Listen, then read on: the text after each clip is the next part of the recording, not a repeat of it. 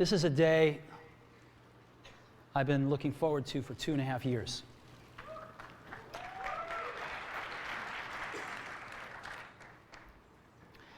Every once in a while, a revolutionary product comes along that changes everything. And Apple has been, well, first of all, one's very fortunate if you get to work on just one of these in your career. Apple's been very fortunate. It's been able to introduce a few of these into the world. In 1984, we introduced the Macintosh. It didn't just change Apple, it changed the whole computer industry.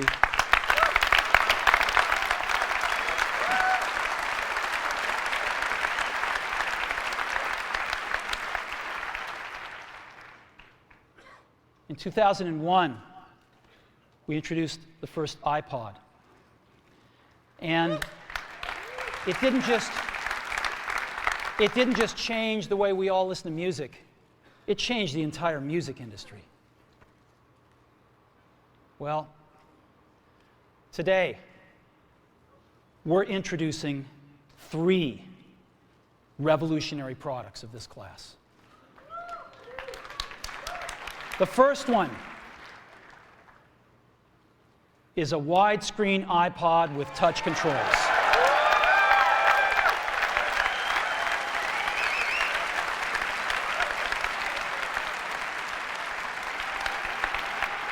The second is a revolutionary mobile phone.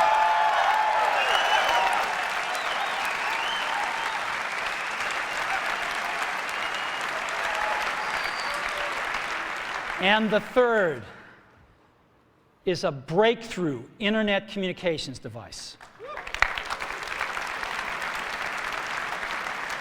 So, 3 things. A widescreen iPod with touch controls, a revolutionary mobile phone, and a breakthrough internet communications device. An iPod, a phone, and an internet communicator. An iPod, a phone. Are you getting it? These are not 3 separate devices. This is one device. And we are calling it iPhone. Today, Apple is going to reinvent the phone. And here it is.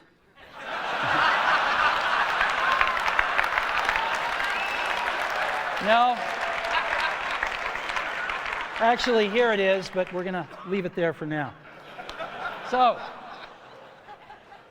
before we get into it,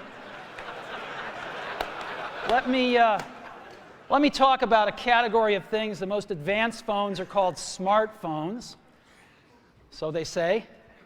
And they typically combine a phone plus some email capability, plus they say it's the internet, sort of the baby internet, into one device, and they all have these plastic little keyboards on them. And the problem is that they're not so smart, and they're not so easy to use. So if you kind of make a Business School 101 graph of the smart axis and the easy-to-use axis, regular cell phones are kind of right there. They're not so smart, and they're not so easy to use. But smartphones are definitely a little smarter, but they actually are harder to use. They're really complicated. Just for the basic stuff, people have a hard time figuring out how to use them. Well, we don't want to do either one of these things. What we want to do is make a leapfrog product that is way smarter than any mobile device has ever been and super easy to use. This is what iPhone is. Okay? So, we're going to reinvent the phone. Now, we're going to start with a revolutionary user interface. Is the result of years of research and development. And, of course, it's an interplay of hardware and software. Now, why do we need a revolutionary user interface? I mean, here's 4 smartphones, right? Motorola Q, the BlackBerry, Palm Treo, Nokia E62, the usual suspects. And what's wrong with their user interfaces? Well, the problem with them is really sort of in the bottom 40 there. It's this stuff right here. They all have these keyboards that are there whether you need them or not to be there. And they all have these control buttons that are fixed in plastic and are the same for every application. Well, every application wants a slightly different user interface, a slightly optimized set of buttons just for it. And what happens if you think of a great idea 6 months from now? You can't run around and add a button to these things. They're already shipped. So what do? It doesn't work because the buttons and the controls can't change. They can't change for each application, and they can't change down the road if you think of another great idea you want to add to this product. Well, how do you solve this? It turns out we have solved it. We solved it in computers 20 years ago.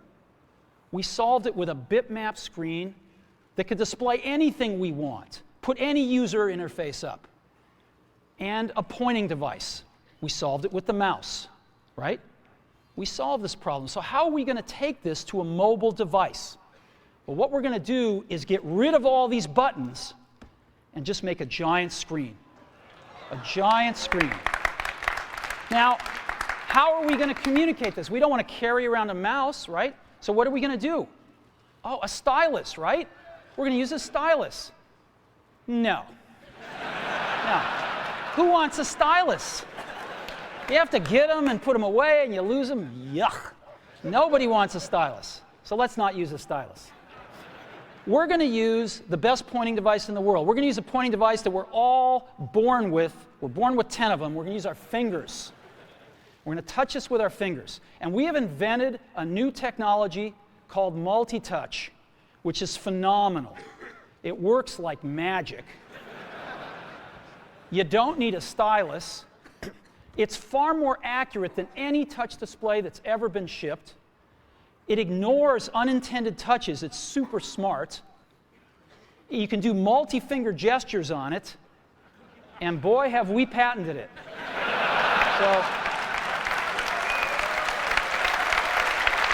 So, we've been very lucky to have brought a few revolutionary user interfaces to the market in our time. First was the mouse. The second was the click wheel. And now we're going to bring multi-touch to the market. And each of these revolutionary user interfaces has made possible a revolutionary product. The Mac, the iPod, and now the iPhone. So, a revolutionary user interface. We're going to build on top of that with software. Now, software on mobile phones is like baby software. It's not so powerful. And today, we're going to show you a software breakthrough. Software that's at least 5 years ahead of what's on any other phone. Now, how do we do this? Well, we start with a strong foundation. iPhone runs OS X. Now,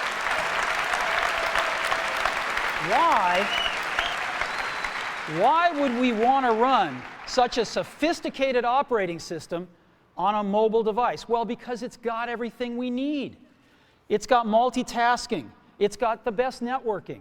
It already knows how to power manage. We've been doing this on mobile computers for years. It's got awesome security. And to write apps, it's got everything from Cocoa and the graphics, and it's got core animation built in, and it's got the audio and video that OS X is famous for. It's got all the stuff we want, and it's built right in to iPhone. And that has let us create desktop-class applications and networking, right?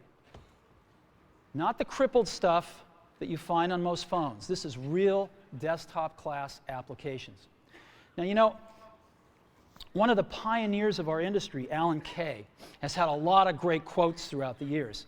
And I ran across one of them recently that explains how we look at this, explains why we go about doing things the way we do, because we love software. And here's the quote. people who are really serious about software should make their own hardware. You know? Alan said this 30 years ago, and this is how we feel about it. And so we're bringing breakthrough software to a mobile device for the first time. It's 5 years ahead of anything on any other phone. Third thing I want to talk about a little is design.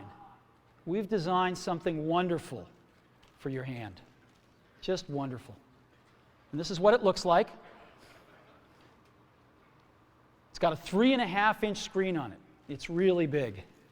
And it's the highest resolution screen we've ever shipped. It's 160 pixels per inch. Highest we've ever shipped. It's gorgeous. And on the front, there's only one button down there. We call it the home button. It takes you home from wherever you are. And that's it. Now, we've also got some stuff you can't see. We've got 3 really advanced sensors built into this phone. The first one is a proximity sensor. It senses when physical objects get close. So when you bring iPhone up to your ear to take a phone call, it turns off the display and it turns off the touch sensor instantly. Well, why do you want to do that? Well, 1, to save battery, but 2, so you don't get spurious inputs from your face into the touch screen. Just automatically turns them off, take it away, boom, it's back on. So it's got a proximity sensor built in. It's got an ambient light sensor as well. We sense the ambient lighting conditions and adjust the brightness of the display to match the ambient lighting conditions. Again, better user experience, saves power. And the third thing we've got is an accelerometer, so that we can tell when you switch from portrait to landscape. It's pretty cool. I'll show it to you in a minute. So 3 advanced sensors built in. Let's start with the iPod. You can touch your music. You can just touch your music. It's so cool. You got a widescreen video. You can find your music even faster. Gorgeous album art on this display. Built-in speaker, and why not? Cover flow. First time ever on an iPod. And so rather than talk about this some more, let me show it to you. Now here I am. You can see 5 buttons across the bottom. Playlists, artists, songs, videos, and more. I'm an artist right now. Well, how do I scroll through my list of artists? How do I do this? I just take my finger and I scroll. That's it.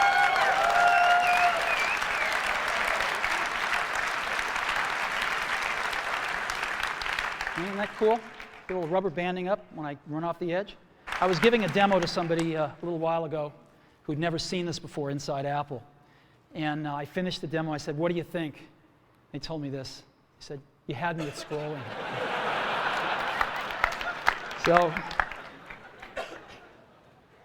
the iPhone with the most amazing iPod ever, you can now touch your music. So that's the iPod. Now, let's take a look at a revolutionary phone. We want to reinvent the phone. Now, what's the killer app? The killer app is making calls. It's amazing. It's amazing how hard it is to make calls on most phones. Most people actually dial them every time. Most people don't have very many numbers in their address book. They use their recents as their address book, right? How many of you do that? I bet more than a few. So we want to let you use contacts like never before. You can sync your iPhone with your PC or Mac and bring down all your contacts right into your phone. So you've got everybody's numbers with you at all times. We have something that's going to revolutionize voicemail today. We call it visual voicemail. Wouldn't it be great if you had 6 voicemails, if you didn't have to listen to 5 of them first before you wanted to listen to the 6th? Wouldn't that be great if you had random access voicemail? Well, we've got it. Just like email, you can go directly to the voicemails that interest you. I could turn on a speakerphone like this if I wanted to. Hello, Steve. Hey, Johnny, how you doing? I'm good. How you doing? Well, it's been 2.5 years, and I can't tell you how thrilled I am to make the first public phone call with iPhone.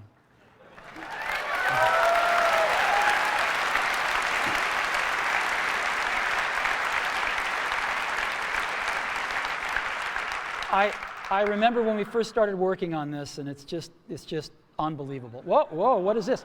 I've got another call coming in. Johnny, can I put you on hold for a minute? Yeah, sure. Okay. So I put Johnny on hold, and hi, Phil. Hi, Steve. I wanted to be the first call. Sorry, Phil. As you can see, it's put Johnny on hold, and Phil, I can just touch Johnny and bring Johnny back. Hey, Johnny, you there? Yeah, I'm here. Hey, listen, Phil called. Do you mind if I conference him in? I guess so. You can see the button has changed to merge calls right there in the middle, so I just pushed that right here, and now I've created a conference call.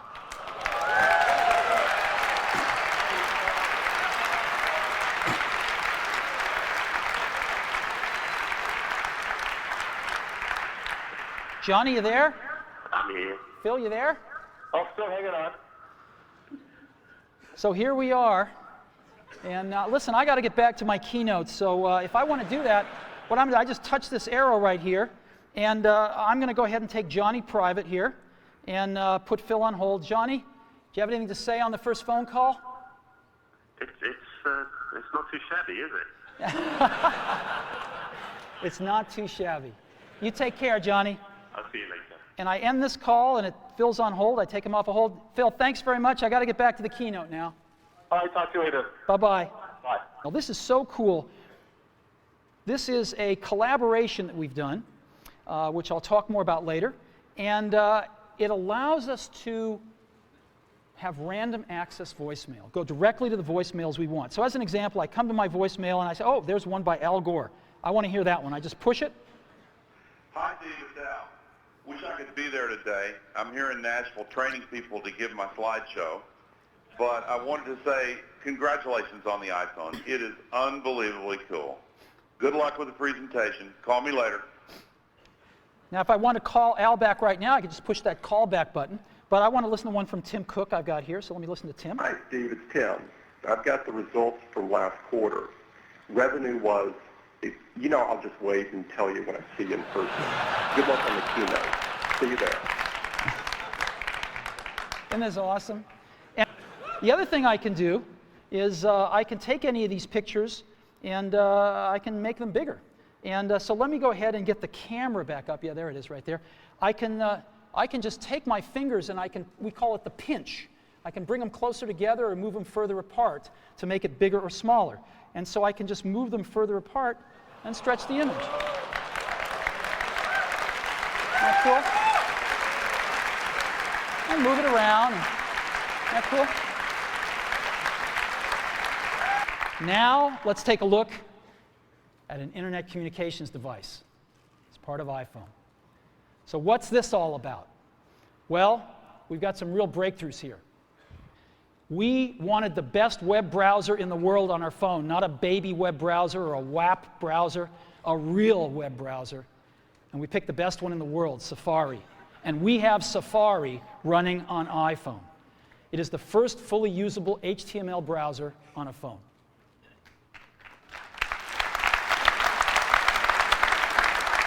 Third, we have Google Maps. Maps, satellite images, directions, and traffic. This is unbelievable. Wait till you see it.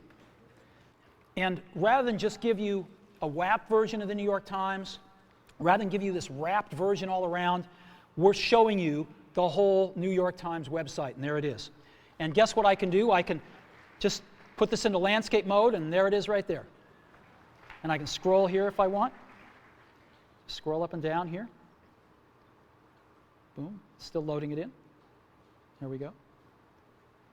Or I can just get back like this. Now, this is really great, and I can see the whole page, but of course I can't read it. It's a little too small.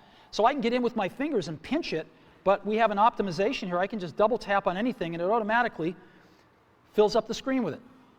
And I can just scroll around like this and scroll over here, and I can even make this text bigger if I want to. And there it is. Now, you can look at multiple web pages as well. You can have multiple web pages open. So I just push this button in the lower right-hand corner, shrinks it down, and I could add a new page if I want. And I'll go to Amazon here out of my bookmarks. So let's go to Amazon. And I love to go to the DVD section of Amazon and see what DVDs are selling. I like it especially when Disney's are at the top. And so I've got this right here, and I can go back to the New York Times if I want. Let's zoom up to that picture so we can all see it. And again, here. Isn't this cool? Just over there and go back to this one. I can get rid of them just by hitting the X. And there we go. Isn't that incredible? If you've ever used what's called a web browser on a mobile phone, you'll know how incredible this is. I hope you never really know, because it's bad out there today. And this is a revolution of the first order, to really bring the real internet to your phone. Now, to conclude with the internet device section here, I want to show you something truly remarkable, which is Google Maps on iPhone. Starbucks. So I'm going to search for Starbucks, and sure enough, there's all the Starbucks. Now, I can get a list of Starbucks here, so I can pick that one if I want. And I can even go look at that Starbucks, and there it is, and let's give them a call.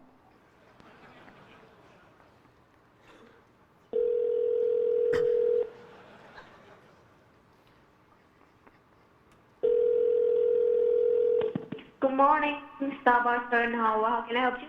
Yes, I'd like to order 4,000 lattes to go, please. No, just kidding. Wrong number. Thank you. Bye-bye. Okay.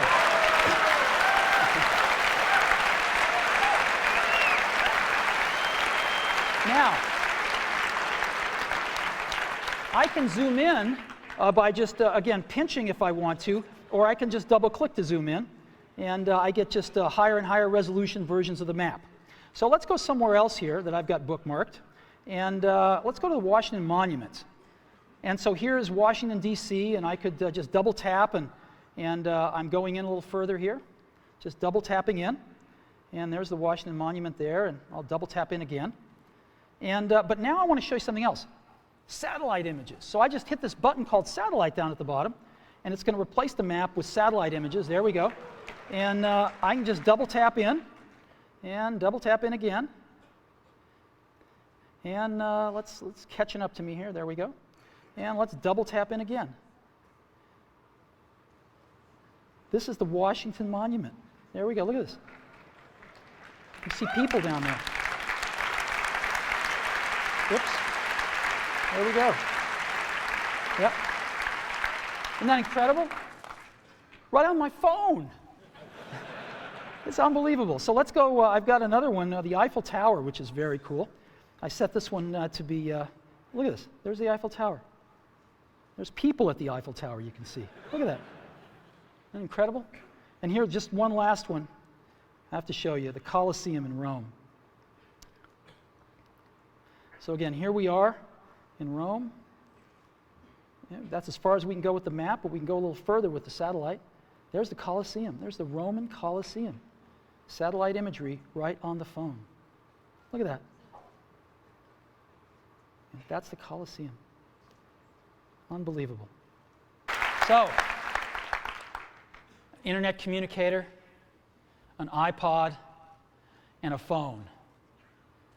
Let's put them all together and see what you can do in a real-life scenario. So, let's take a look. I want to listen to some music, so I'm going to go into my iPod here, and let's see, in artists, I want to listen to, maybe Red Hot Chili Peppers. I love those guys. And so I'm listening to a song of theirs.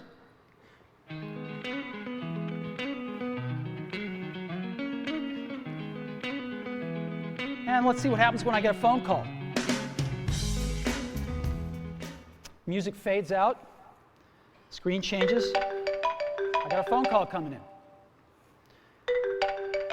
So I can ignore it, but I think I'm going to answer it. So I'll answer it. Howdy. Hi, Phil. Now it knows who Phil is because he's in my address book, so it puts his little picture up here and everything up there. And hi, Phil. Listen, I'm kind of busy right now. What can I do for you? Oh, I was hoping you were done, because there's a photo that you had of Hawaii. I was kind of hoping you could send it to me, and I could use that as my wallpaper.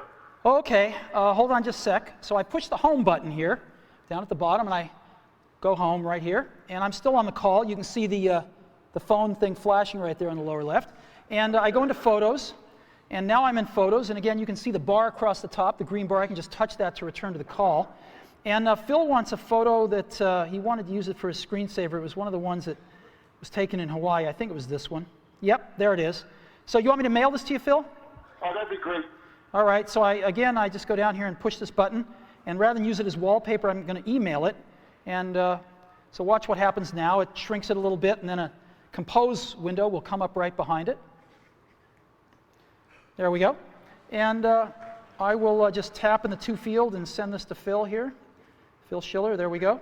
And the email's there. Yep, it's there. And I'm just going to send it. Hey, Phil, that should be on its way right now. Okay, thanks. Yep. Anything else? Yeah, I was kind of hoping if you're done soon that we could not only get some dinner, but maybe catch a movie tonight. Is there anything you want to see? Let me go check it out. I've got, I think I've got Fandango in my bookmarks here. And yes, I do. Let's go to Fandango. Figure out what movies are playing. Just friends. There's nothing personal here. Yeah. Gotta go catch a movie. Don't want to read too much into it. Okay, here's Fandango. Let's just double tap, and here's the movies playing. Yep. How about we go see Night at the Museum? I haven't seen that yet. Oh, I haven't either. That'd be great. Great. All righty. Hey, take care, Phil. Now, what I'm going to do is, to go back to my call, I just touch the top here, and I'm back at my call, and I'm just going to go ahead and end the call. And what happens now? Back in my music.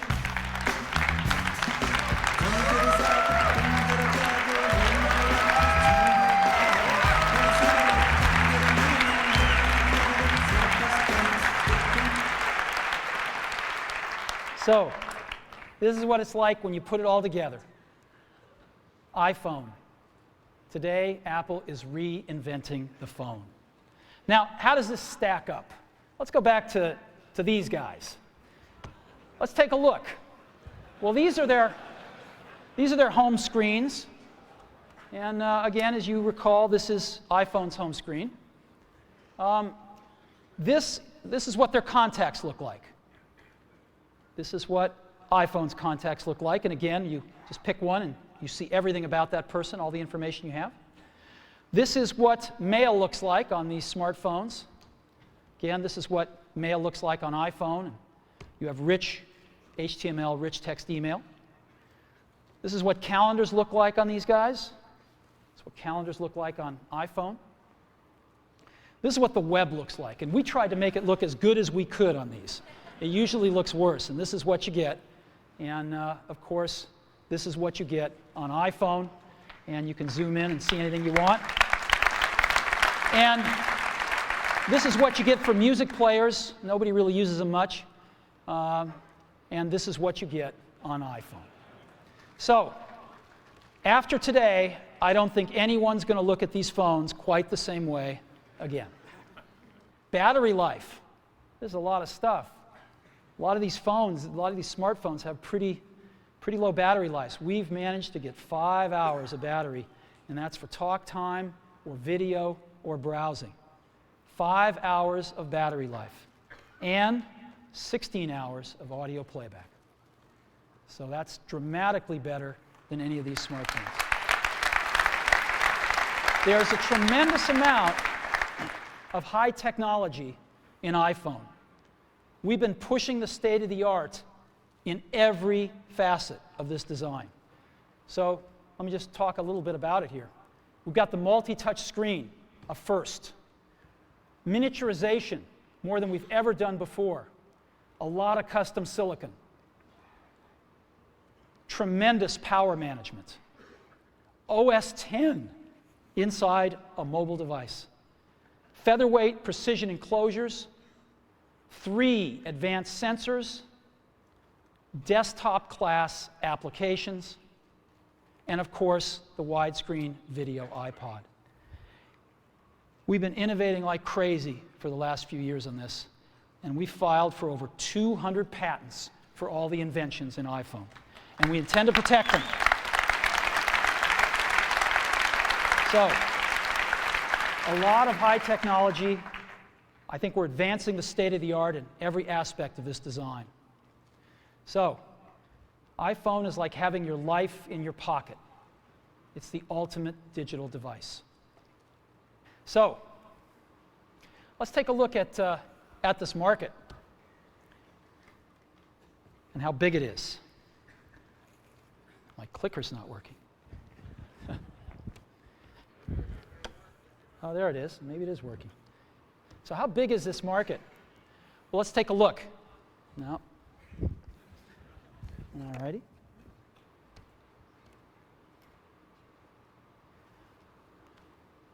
Clicker is not working. All right.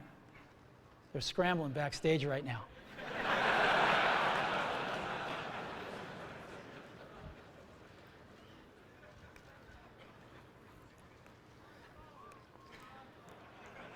You know, when I was in high school, Steve Wozniak and I, mostly Steve, made this little device called a TV jammer. And it was this little oscillator that would put out frequencies that would screw up the TV. And Woz would have it in his pocket, and we'd go into like a dorm at Berkeley where he was going to school, and a bunch of folks would be watching like Star Trek, and he'd screw up the TV, and somebody'd go up to fix it, and just as they had their foot off the ground, he'd turn it back on. And if they put their foot back on the ground, he'd screw up the TV again. And within 5 minutes, he'd have somebody like this for the rest of the Star Trek episode. Okay, so maybe it's working now. Maybe they're going to have to click them for me. So game consoles. 26 million game consoles were sold in 2006 worldwide. Actually, a little smaller than you'd think. It's not such a big market. Digital cameras dwarfed it at 94 million. MP3 players, 135 million. And PCs, about 209. Mobile phones, just about 1 billion last year worldwide. So what does this tell you? What this tells you is that 1% market share equals 10 million units. This is a giant market. If you just 1% market share, you're going to sell 10 million phones. And this is exactly what we're going to try to do in 2008, our first full year in the market, is grab 1% market share and go from there. So we're going to enter a very competitive market, a lot of players. We think we're going to have the best product in the world, and we're going to go for it and see if we can get 1% market share, 10 million units in 2008, and go from there. So today, we've added to the Mac and the iPod, we've added Apple TV, and now iPhone. And you know, the Mac is the only one that you really think of as a computer, right? And so we thought about this and we thought, you know, maybe our name should reflect this a little bit more than it does. So we're announcing today, we're dropping the computer from our name, and from this day forward, we're going to be known as Apple Incorporated to reflect the product mix that we have today.